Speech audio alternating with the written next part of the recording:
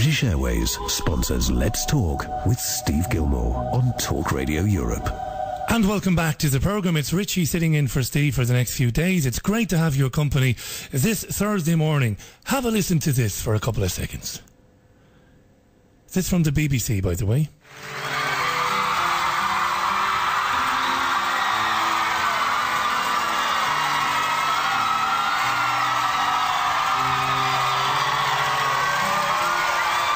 Something in me connected with each of you in a way that allowed me to see myself in you and you in me. This last hour is really about me saying thank you. It is my love letter to you. This is what I was called to do. What I know for sure from this experience with you is that we all are called. I thank you for sharing this yellow brick road of blessings. I won't say goodbye. I'll just say, until we meet again. To God be the glory. That was a very emotional Oprah Winfrey presenting the last programme of the Oprah Show, 25 years after it begun, one of the most successful TV programmes of all time. An amazing woman she is. Let's talk to another great woman. Let's speak to Mary Daniels. Mary is known as the life chef. She's been described as the UK's fine dining equivalent of life coaching. Oprah meets Alison Hammond, apparently. Creative, funky, bubbly, but straight down the line, and an expert presenter. She's a great lady, and she's on the line to us from London. Mary, how are you? I'm great. How are you? I'm great as well. Lovely to talk to you, by the way. Thanks for taking the time out to speak with us here. No worries. And I know you're a big fan of Oprah Winfrey as well. I am a massive fan, absolutely massive fan. So this is going to be a joy for me to have a chat about it. The people who are interested, my children are fed up with hearing about Oprah, so... All the DVD box sets now coming out. No doubt you'll be buying them. This is landmark stuff, Mary. This is an absolutely incredible person, first of all, an incredible woman, second of all. And you could be here all day talking about landmark shows that she's done, people she's interviewed. True. She's incredible. Absolutely amazing. And I think it's you know, there are certain people over a history of time that are true icons, and Oprah Winfrey is definitely one of those in terms of where she came from, how she started, what she's achieved, how she's impacted people. So it's absolutely an amazing journey and amazing energy as well.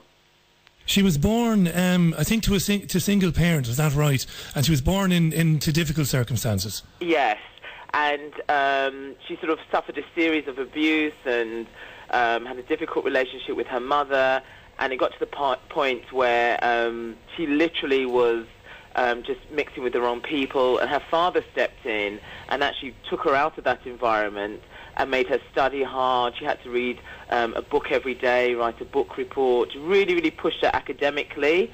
And I think she said it sort of gave her dreams and hopes, and she excelled at college and really found her passion in terms of connecting with people. So the story of where she started, I mean, they talk about rags to riches, but she really epitomises that.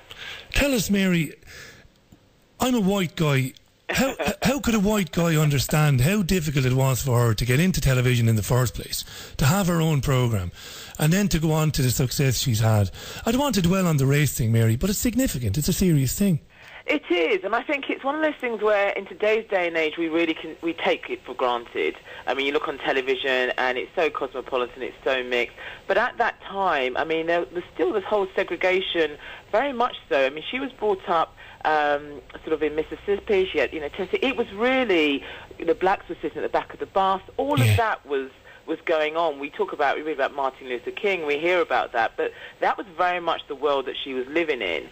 And I remember that there was a quote, sort of one television producer actually said he would rather watch a potato sitting on a couch than have a black woman appear on his television screen for breakfast TV. So I think it wasn't just the fact that she in herself was very unique. She was doing something that was really moving against the whole flow and tide of that era.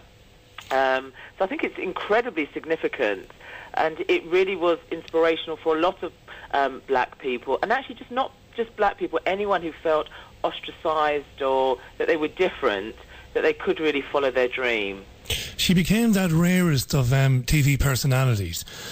The personality that has the ability to make the person watching think that she was speaking to them, and this is very unusual. It's a given in radio because it's such an intimate medium, but not on telly. People sat down, Mary, to watch her, believing that she was communicating to them directly. That's an extraordinary gift. It is. I think that's the power that she really tries to tap into, is that when you find things that you're genuinely passionate about and you genuinely care about, then there's that sort of added bonus that the person can really connect in an authentic way. And I think she had a really, really, really natural gift of making people connect with her, hear her. But I think the real power comes from sharing stories, other people's stories. And she had an amazing art of being able to find people's stories that we could all relate to and connect with, but also teach us a lesson or take it that step further. So it's true, there are very few people who can actually do that, and she does it incredibly well. I mean, she was no Jeremy Paxman in terms of the questions she was asking her guests, and nor should she have been. No. She wasn't there to do that.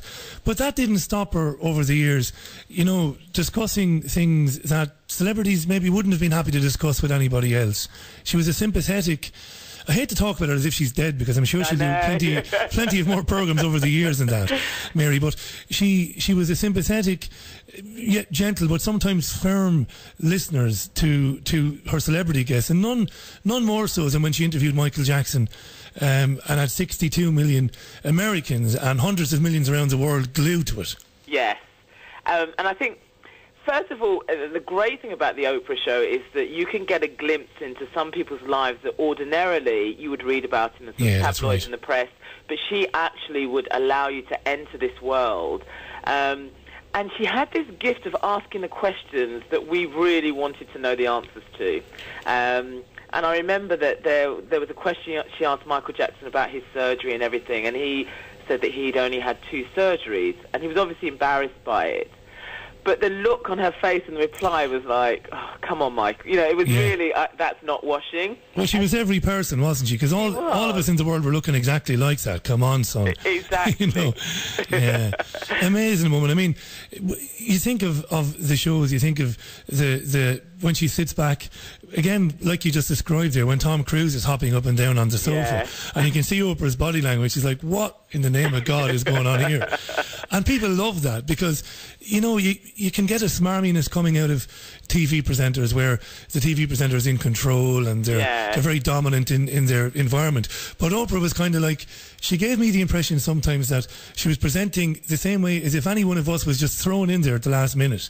And that's not to say she was unprofessional, but she was normal and natural. Absolutely, I have to 100% agree with you, and I think that's when you can really see somebody who is totally flowing with what they're doing, very comfortable and confident, and the sort of her timing and being able to give her guests space at the right time, but being able to rein them in when she felt that it was getting to the point where we maybe weren't going to get the information that we were looking for. And it's true, you'd imagine that the same sort of questions, her body language, if you were around her house for dinner or having a lunch, that is exactly how she would be. And I think that's why we all sort of gravitate to her style of presenting in the way, because you really felt that she was talking to people as if they were her genuine guest in her home.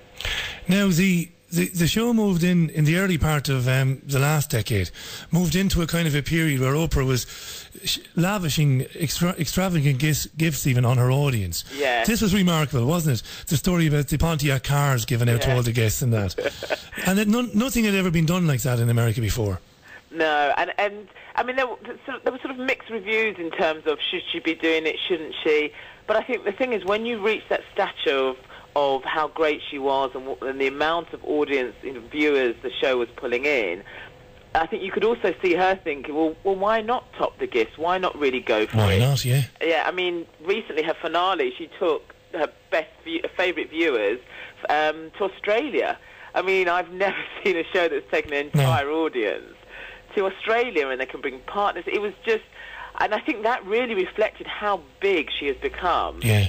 That, within that world, it's why not give away big things and do big things. I mean, she's a global icon, and we haven't even begun to talk about, forget the programme for a minute, but what she's done with her own company as well in television. I mean, she's played with the traditional, I mean, TV and TV production and TV scheduling has traditionally been a men's area. Yeah. And she's gone in there and competed and held her own with some of the biggest companies in the world.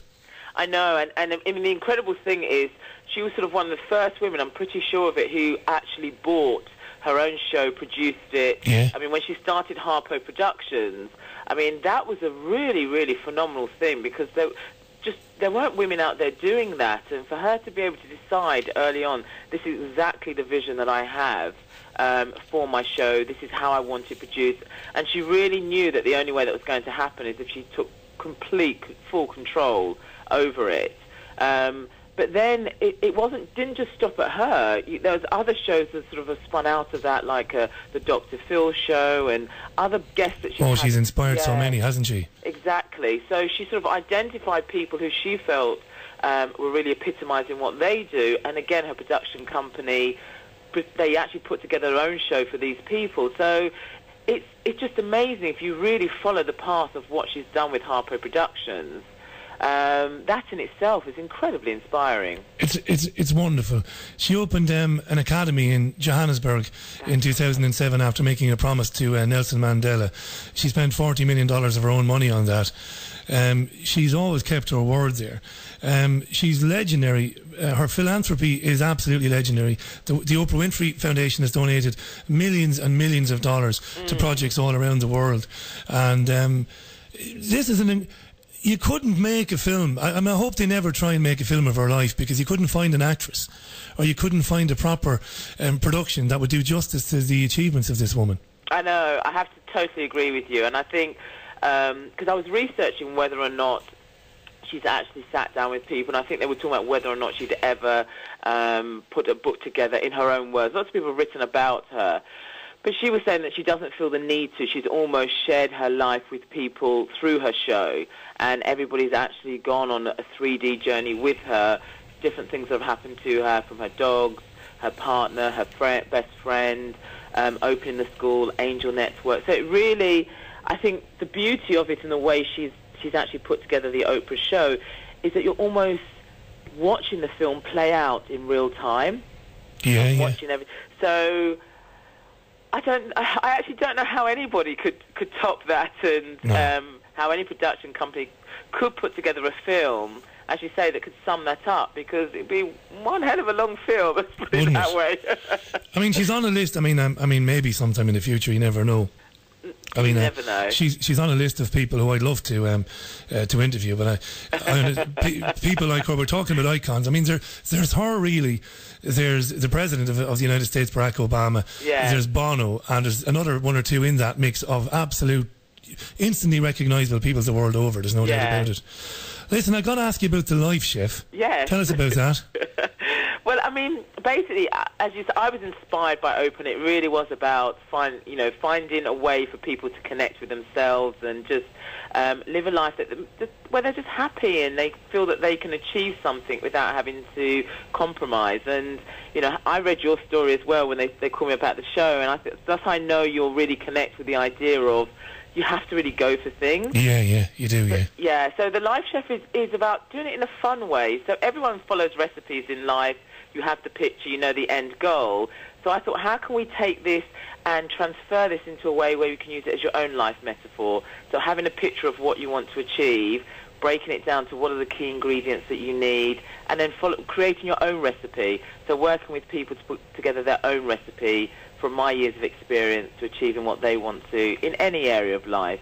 So that's really how the Life Chef has formed, and I've been doing it for 15 years, and I absolutely love it. Absolutely love it. Well, you sound really happy. Because we've a huge listenership in the United Kingdom. Where can people find you online, Mary? Well, I've got a website, and if you go to thelifechef.com, then there's lots of information about what we do, and a lot of my work I can do over the telephone or face-to-face. So everything is on the website, thelifechef.com, and we've got the whole Facebook and Twitter going on as well. Fantastic. So I'm there, I'm out there.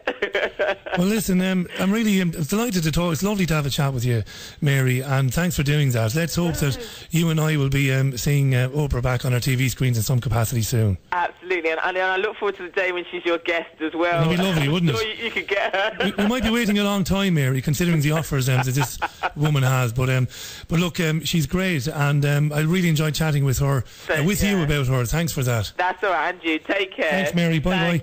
That was Mary Daniels there, wasn't she lovely, Mary? TheLifeChef.com, chatting with her there about Oprah Winfrey, who finished the Oprah programme anyway, after 25 years. It went out yesterday. So there you go. Let's have a very quick break. Back with more after that.